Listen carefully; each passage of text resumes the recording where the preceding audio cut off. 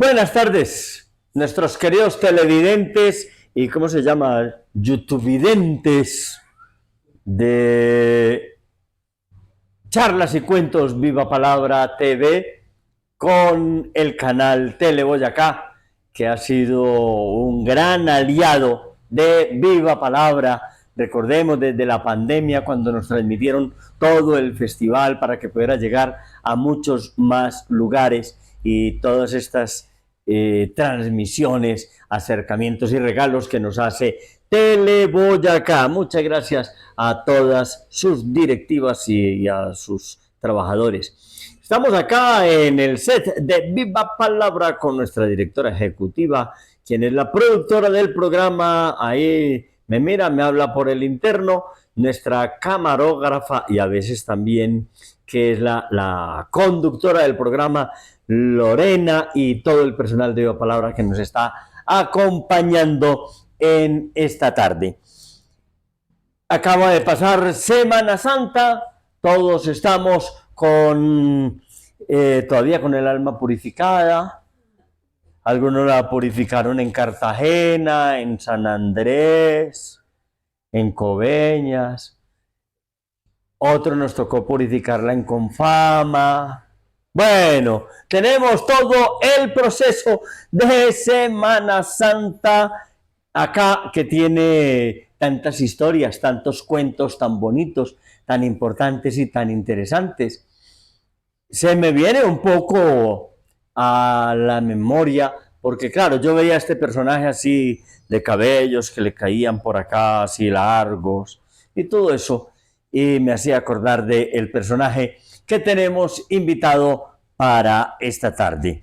No invitamos a Jesucristo ni a ninguno de los actores que lo interpretó en Enrique Rambal. ¿Se acuerdan de Enrique Rambal en La Pasión de la película mexicana?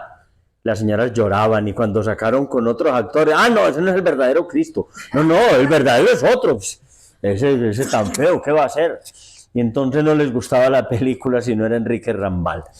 Bueno, entonces reanudamos con toda nuestra energía en Viva Palabra para este fin de semana. Tenemos a Vicky Valencia con La Muñeca Viajera, ese hermosísimo cuento sobre Franz Kafka y otros cuentos. Tenemos a Patricia Casas, el sábado en Cucú, contaba la rana. Nos estará presentando este sábado 26, precisamente el Día de los Niños y las Niñas, el día de la Niñez y del Derecho al Juego. Estaremos presentando a Patricia Casas en Cucú, contaba la rana, viaje a Futurilandia. Pero entonces, en un momento, estaremos con nuestro invitado especial de hoy.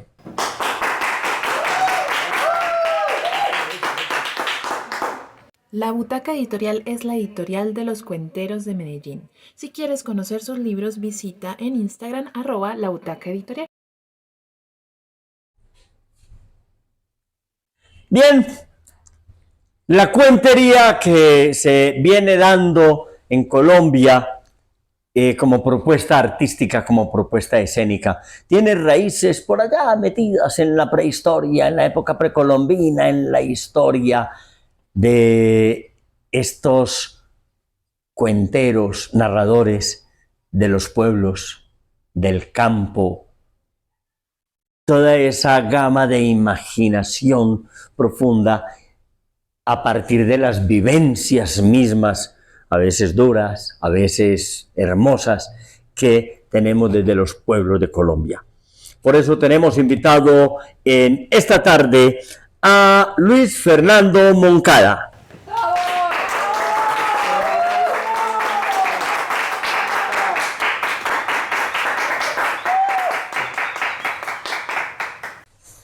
Hola Fernando, ¿cómo estás? Bien, muy bien. Muy bien, muy bien. Fernando viene de qué pueblo? De Támesis. De Támesis. Hubiéramos tenido acá a Maite, nuestra cuentera tamesina. Fernando llegó hace muchos años a la ciudad de Medellín, pero es que curiosamente yo primero lo conocí como poeta, tal vez, leyendo poesía, presentando poesía. ¿Cómo fue ese proceso artístico de Fernando desde su pueblo natal, Támesis, hasta llegar acá a Medellín? Estoy vendiendo poesía todavía. Todavía está vendiendo el libro de poesía. Tengo grabada en audio y son las memorias de la poesía que hacía hasta antes de conocer la cuentería, porque cuando hacía poesía me decían, lo invitamos a que venga a leer poesía. Y cuando vi que en la cuentería decían, ¿cuánto cobra por una presentación? Me volví cuentero. Pero la poesía está guardadita y ahí la tengo, hace poquito la saqué. Pero sí, la realidad es que yo empecé con literatura, con poesía. Y ya cuando llegué hace 30 años, cuando llegué a la Universidad de Antioquia, me di cuenta que la cuentería era un oficio y que era un oficio importante. Ahí me encontré con Walter, que hacía ruedo, y con el negro, con Leo. Los dos hacían ruedos allá en la de Antioquia. Y con los dos aprendí a hacer un ruedo.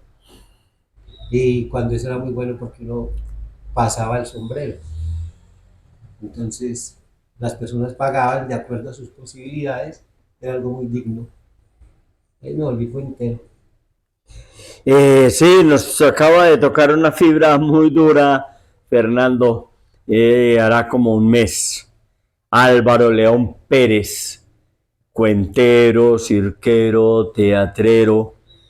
Lo conocí muy jovencito, Álvaro León, 18 años tal vez tenía Álvaro León cuando se acercó a nosotros en el grupo Casarte, empezó a hacer teatro con nosotros. Me ayudó, me apoyó en el montaje del Sobradito del Tren, que estaba todo Casarte allí. Luego en la Universidad de Antioquia tuve el honor de ser uno de los asesores de tesis de Álvaro León. Y hace como un mes se nos fue. Un accidente triste, lamentable, en la danza aérea, la danza en las telas. Le costó la vida a Álvaro León. Un descanso eterno en cualquier cosa que él haya creído, en cualquier posibilidad que él haya creído en su vida o que ustedes crean en la vida de ustedes, que esté allá muy bien, ojalá mejor que en este plano terrenal. Pero bueno, entonces llegaste con tus poesías y tus cosas a la de Antioquia, empezaste a verlos a ellos contando y se te ocurrió contar. ¿Con qué cuentos empezaste o cómo empezaste la cuentería? Es que por marzo del 95 me invitaron a Tarso a un encuentro de poetas, de poesía. Y en el evento de poesía había un cuentero invitado que era Jairo Esteban, Jericó. Y esa noche cayó mucha agua y los que habíamos ido como invitados teníamos hotel. Y era un hotel largo, con habitaciones una frente a la otra. Cayó un aguacero que no nos dejó salir de las habitaciones, pero la mía quedaba al frente de la de Jairo Esteban. Entonces toda la noche fue conversando. Entonces me habló de la cuentería, me contó cómo era eso, me ofreció unas molas que vendía. Qué tan raro, él te vendió unas molas siempre, ahí. Entonces cogí una lista, es que digamos número del 1 al 150. Yo decía números, él me contaba cuentos. Y me dijo, cuando vas a Medellín, porque yo ya había pasado a la universidad, cuando vas a Medellín busca los cuenteros. Cuando vine a Medellín yo traía una batería por ahí de 30 cuentos que le había aprendido a él. Entonces cuando llegué y vi los ruedos, empecé a contar los cuentos que me había contado Jairo Esteban. Entonces yo ya venía con cuentos de Jairo Esteban y empecé contando esos. Y de ahí para adelante no me volvieron a parar, porque después de hacer los ruedos ocurrió en la universidad un evento con unos desplazados, se quedaron allá, el ejército entró por la noche a sacarlos, pero habíamos unos estudiantes apoyando, entró el comandante Alfonso Manos Alba diciendo que nosotros éramos guerrilleros, que teníamos que salir a las 2 de la mañana. Dijeron los estudiantes, no salimos, nos quedamos haciendo una protesta artística, y eso cantaban, leían poesía y dijeron, ¿quién cuenta cuentos? Yo salí a contar cuentos. No solamente las cámaras de los soldados me grabaron, sino los ojos del movimiento estudiantil. Y a partir de ese momento me convertí en el cuentero del movimiento estudiantil de la Universidad de Antioquia. Entonces, siempre que había que jornadas de expresión en humanas, en ingeniería, en derecho, siempre me iban buscando para ver si iba a esa jornada de expresión como cuentero. Y toda la universidad la viví contando cuentos en muchos sitios, en muchas partes. Mira, ¿Los conocía a ustedes? nos habló de un personaje también, Jairo Esteban Giraldo, que también venía de la poesía y de la declamación. Muy, muy jovencito, recuerdo a Jairo Esteban también en un festival de declamación en Andes, en homenaje al poeta de Andes, a Gonzalo Arango. Allá estaba Jairo Esteban con sus poesías, sus declamaciones, más adelante en los cuentos y siempre en el campo artístico. ¿Cuál es tu formación académica en la Universidad de Antioquia? Sociólogo.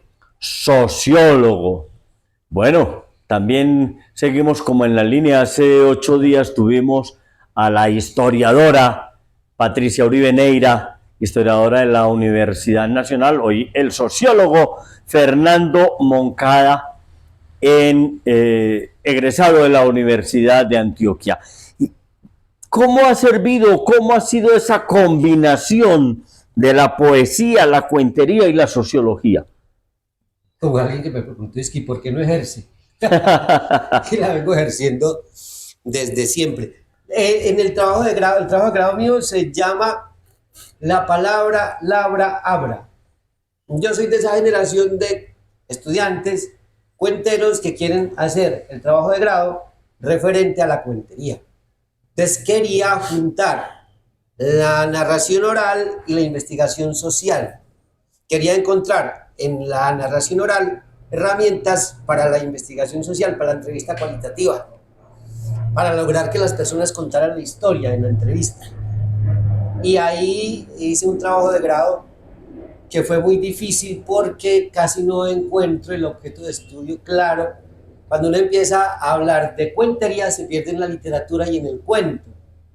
Y eso, el marco teórico fue un enredo, pero la logré sacar como una autoobservación. Me dijo el asesor, no, hace una historia tuya. Y entonces empecé a contar la vida mía y lo que quería hacer, y al final me pude graduar con un trabajo de grado referente a la narración oral también.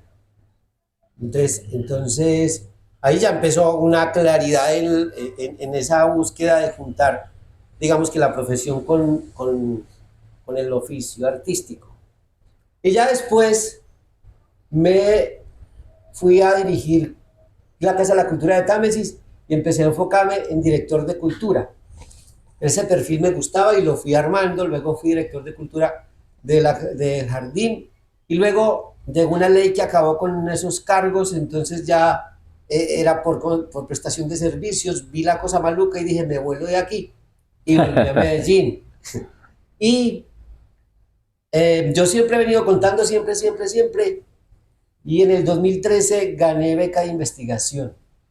Entonces, al ganar investigación, que fue buena, me permitió dedicarme solamente a leer e investigar.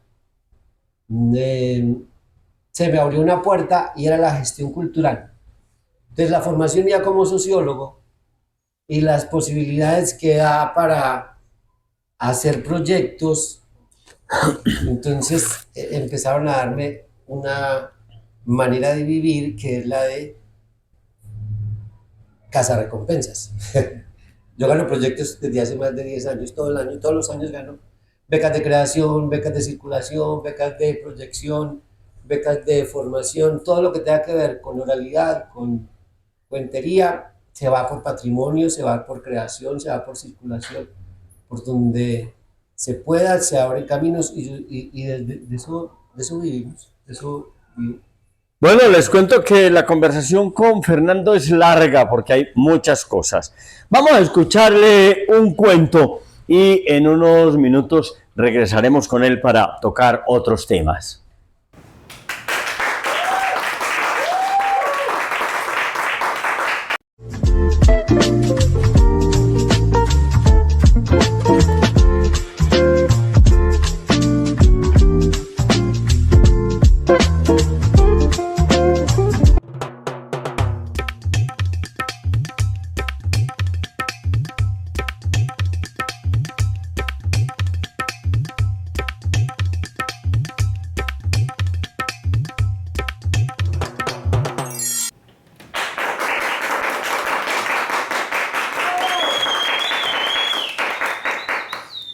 Entonces, ¿cómo les parece que averiguando sobre el país más feliz del mundo, que es Finlandia, me di cuenta que todo tiene que ver con narración oral? Ve, imagínate que en Finlandia creen que la vida, que la historia de la humanidad empezó con una virgen que andaba por el cielo, porque no había sino cielo y mar, y todo era oscuro, y había una virgen que se la pasaba de un lado para otro, de un lado para otro, y de pronto la virgen llegó y le dio por mecerse en las olas del mar, por viajar en las olas del mar, por jugar con las olas del mar. El mar inclusive se enfureció, hizo que las olas se encresparan, que las aguas se arremolinaran, pero la Virgen seguía ahí cabalgando y jugó tanto que quedó en embarazo. Y después de que la Virgen estuvo en embarazo, saltó y volvió a andar por el cielo, más de 30 años, andando de un lado para el otro por el universo con su embarazo, porque el hijo no nacía. Y de pronto la Virgen va y se queda en un rincón del universo, y cuando estaba quieta, un águila aprovechó para hacerse en la rodilla de ella, y el águila puso 7 huevos. Y el águila empezó a calentar los huevos. Y para la Virgen era tan caliente ya que se cansó y bajó el pie, y cuando bajó el pie, los huevos cayeron al mar y se estrellaron. Y cuando los huevos se estrellaron, las yemas se juntaron y hicieron el sol. Las claras se juntaron, hicieron la luna, y los pedacitos que había de cáscaras se regaron por todo el universo, hicieron las estrellas. Y como había sol, y como había luna, y como había noche, y como había día, el hijo de la Virgen decidió nacer, pero nació viejo. Y cuando nació, le pusieron, la madre le puso el nombre de Väinämöinen. Y Väinämöinen miró a su madre y de una vez se fue a andar. Bajó y no cayó en el agua, sino al lado, en la orilla. Y Väinämöinen empezó a caminar por toda la llanura, por todo lo que había. Y como Väinämöinen estaba solo, se dio cuenta que si empezaba a hablar, a contar historias, el mundo se transformaba, y empezó a contar historias, pero empezó a hacer público para las historias. Y entonces empezó a hacer un público, por ejemplo, con orejas puntiagudas, y así hizo los elfos. Y empezó a hacer un público de animales que le escuchaban, y así hizo otros seres. Y empezó a contarle a enanos y a gigantes, y empezó a crear el mundo para contar las historias, porque Väinämöinen tenía la ventaja de que cuando contaba, creaba también. Y así fue creando todo el territorio que le puso Kalevala. Y todo Kalevala se llenó de gente, de personas, de humanos. Y lejos de Kalevala, inclusive en un rincón, ya había un joven bullicioso, hermoso, que era muy buen contador de historias, y que escuchó la historia de un viejo, el viejo Väinämöinen, que era el mejor contador de historias. Y el joven dijo, pues voy a ir a retar al viejo Väinämöinen. Y el joven se fue en su caballo a buscar a Väinämöinen hasta donde estaba contando cuentos, y le dijo que necesitaba retarlo, porque él, el joven, se creía mejor contador de historias. El viejo Väinämöinen le dijo que no, que tranquilo, que no necesitaban un reto. Pero el joven le dijo que sí, que había que hacer una competencia. Väinämöinen le dijo que no había problema. El joven sacó la espada y le dijo que entonces habría que probarlo por la espada.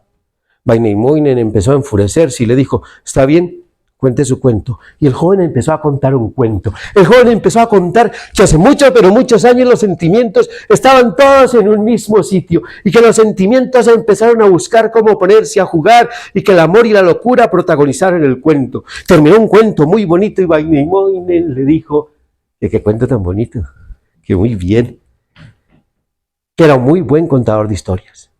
Pero el joven No estaba contento con eso. El joven necesitaba retar a Vainaimoinen, que contara su cuento. El joven necesitaba demostrar que era mejor contador de cuentos que Vainaimoinen, y entonces Vainaimoinen, ya sin poder evadir ese reto, le dijo que estaba bien, y Vainaimoinen empezó a contar. Vainaimoinen empezó a contar cómo un joven había llegado a retar a un viejo. Y cómo el viejo, ya un poco enfurecido, empezó a contar la historia de cómo los árboles y las plantas y todos se hacían a escucharlo. Y cómo todos cuando lo escuchaban sentían la furia que estaba sintiendo. Inclusive cómo un árbol empezó a acercarse más de la cuenta. Y el joven vio cómo el árbol se fue acercando más de la cuenta. Y mientras Vainaimoinen contaba cómo el árbol se iba enfureciendo, una rama del árbol se fue y cogió al joven. Y mientras el joven sentía cómo la rama empezaba a asfixiarlo, Vainaimoinen seguía contando, y mientras Vainaimoinen contaba, la rama iba levantando al joven. Vainaimoinen seguía contando, decía cómo el caballo del joven se había convertido en piedra, y efectivamente el caballo se convertía en piedra. Y Vainaimoinen seguía contando, y el joven, ya sin poder respirar, empezó a decirle: sí, realmente tú sí sabes. Tú estás ganando la competencia, no quiero más retos. Pero Vainaimoinen ya era imparable. Pero de pronto el joven empezó a ofrecer, le dijo que le daba los bienes que tenía.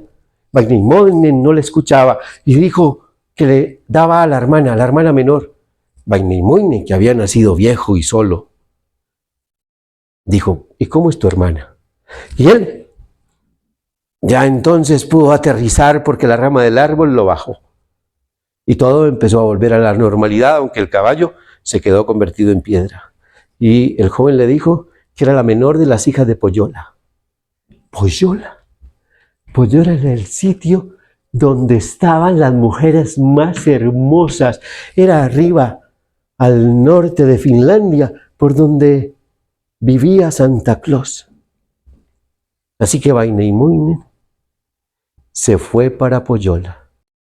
En Dulce Artesana, Café y Repostería Artesanal, convertimos el amor en dulzura y nuestros ingredientes en porciones de felicidad. Te invitamos a conocer nuestras delicias en la carrera 43, número 5832.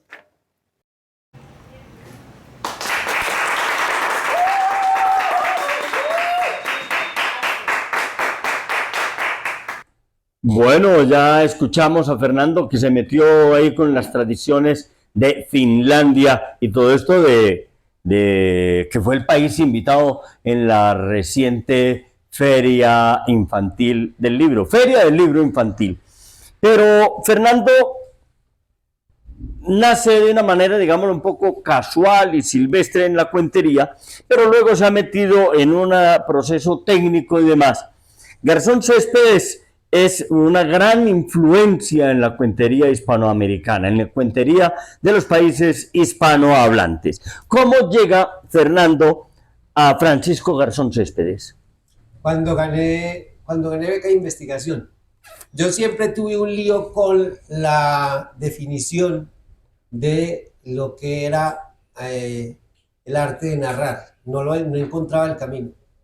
Entonces busqué a Garzón Céspedes, lo busqué, le escribí y encontré respuesta, y empezamos una amistad por cartas y por correos.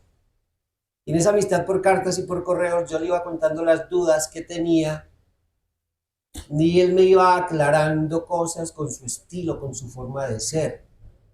Por ejemplo, siempre que yo hablaba de algo referente a la narración, siempre me hacía hablar, ponerle el adjetivo oral.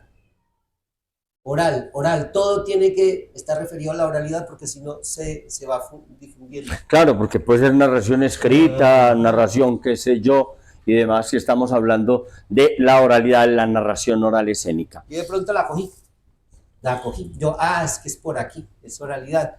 En la investigación, entonces ya yo le ofrecí ser asesor. Entonces era el asesor de la investigación, un asesor temático.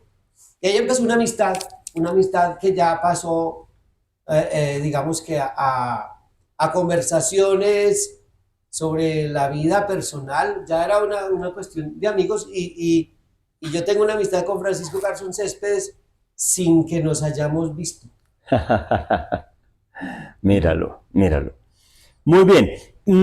Pero entonces, vas analizando tu propuesta estética, tu propuesta ética de la narración oral, un poco desde la propuesta garzoniana de narración oral escénica o narración oral artística que él llama, o cómo vas en ese proceso.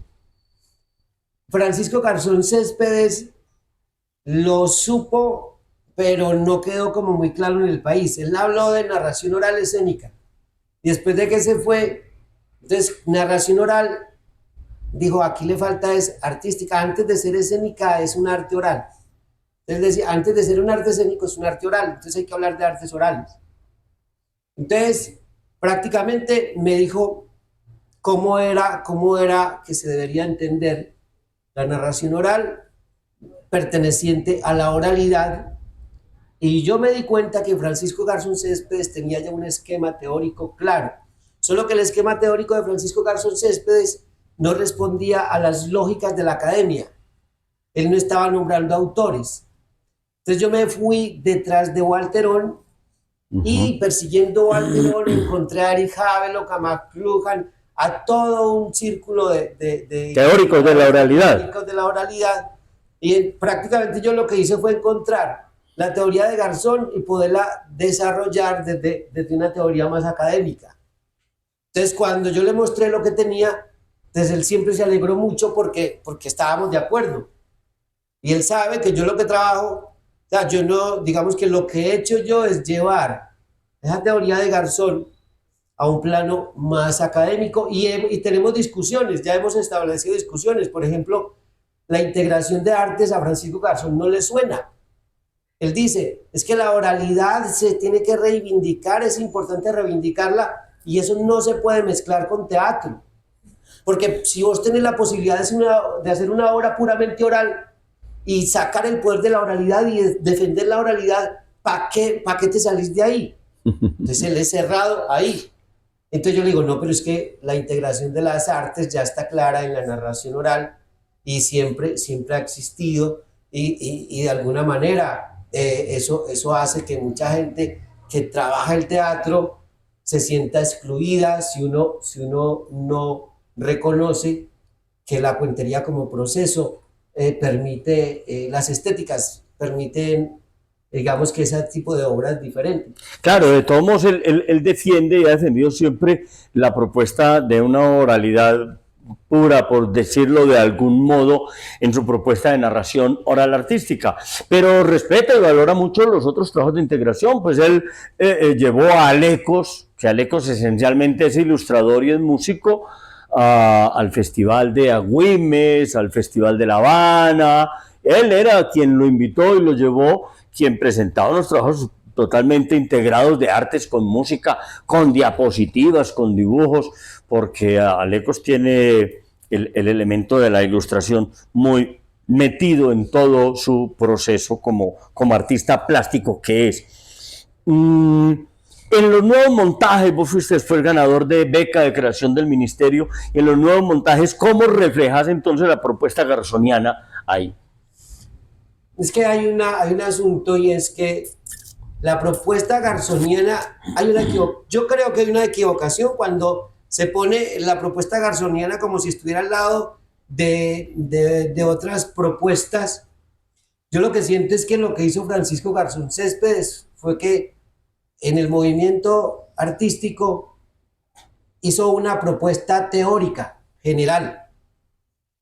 Francisco Garzón Céspedes abrió el camino a una teoría general de la narración oral y de la oralidad.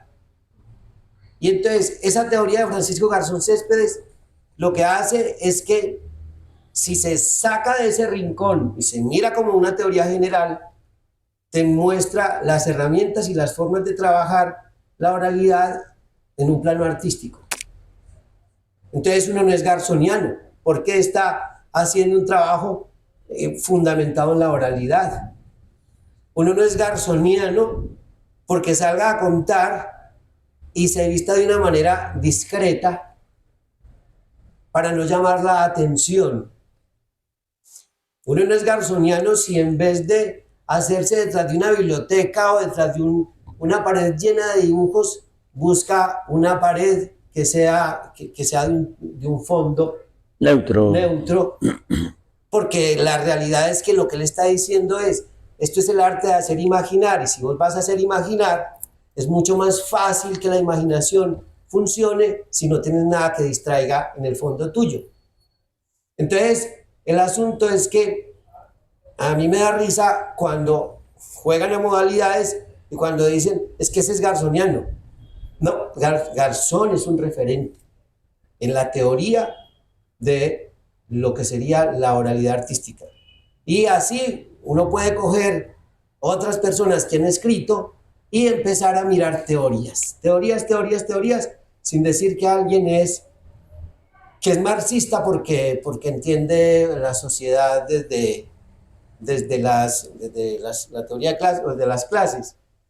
Simplemente hay alguien que pone una teoría que es básica. Las teorías clásicas han servido siempre en el camino del conocimiento para servir de base para la discusión.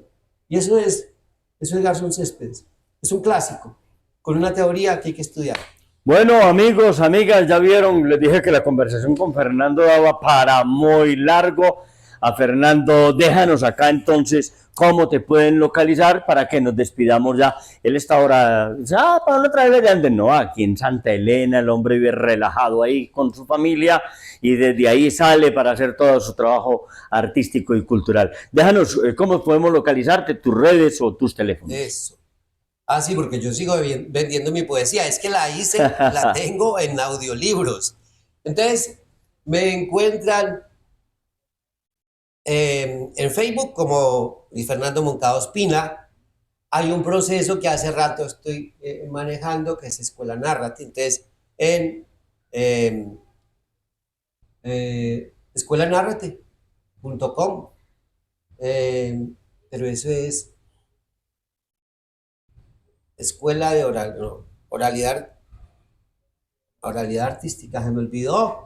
Bueno, busca narrate.com y ahí están todos los elementos. Mejor dicho, si ustedes buscan www.escuelanarrate.com, ahí me encuentran porque ya aparecen la línea para escribirme.